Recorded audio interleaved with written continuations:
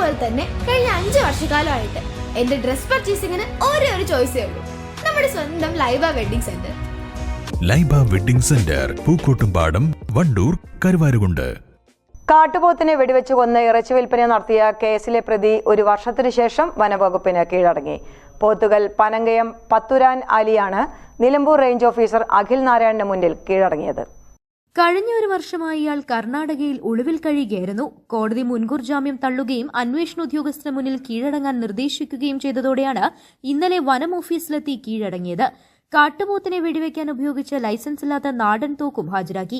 2024 ജനുവരി 18-നാണ് നിലമ്പൂർ റേഞ്ചിലെ കാഞ്ഞിരപ്പുഴ വനം സ്റ്റേഷൻ പരിധിയിലെ ഇടിച്ചിൽ കഞ്ചാവ് വെട്ട് പ്രദേശത്ത് വെച്ചാണ് ഇയാൾ നാടൻ തോക്ക് ഉപയോഗിച്ച് കാട്ടുപോത്തിനെ വെടിവെച്ച് കൊന്നത്.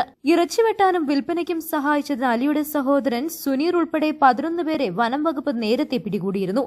പോത്തിന്റെ തല കാട്ടിൽ ഉപേക്ഷിച്ചു പോയിരുന്നു. വനപാലകർ കാട്ടുപോത്തിന്റെ തലഭാഗം കണ്ടെടുത്തതോടെയാണ് കേസിന് തുമ്പായത്. പ്രതിയെ കോടതിയിൽ ഹാജരാക്കുമെന്നും കസ്റ്റഡിയിൽ വാങ്ങി തുടരന്വേഷണം നടത്തുമെന്നും നിലമ്പൂർ റേഞ്ച് ഓഫീസർ അഖിൽ നാരായണൻ പറഞ്ഞു.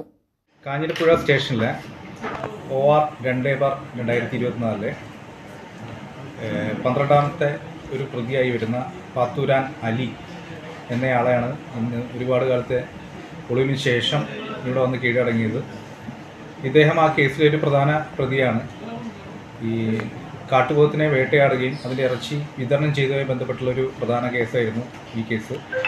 ഈ കേസിൽ വെടിവെക്കുന്നത് ഉൾപ്പെടെ സുപ്രധാനമായ റോളുകൾ ചെയ്ത ആളാണ് ഈ പത്തുരാൻ അലി. ഇദ്ദേഹത്തെ ഇന്ന് തന്നെ നമ്മൾ കോടതി ഹാജരാക്കുന്നുണ്ട്. കസ്റ്റഡിയിൽ വാങ്ങിയിട്ട് വിശദമായ അന്വേഷണങ്ങൾക്കായിട്ട് മറ്റു കാര്യങ്ങൾ. News bureau, Nilambur. സ്വന്തം ഹൈസ്പീഡ് ഇന്റർനെറ്റ്, നമ്മുടെ സ്വന്തം ഇന്റർനെറ്റ്.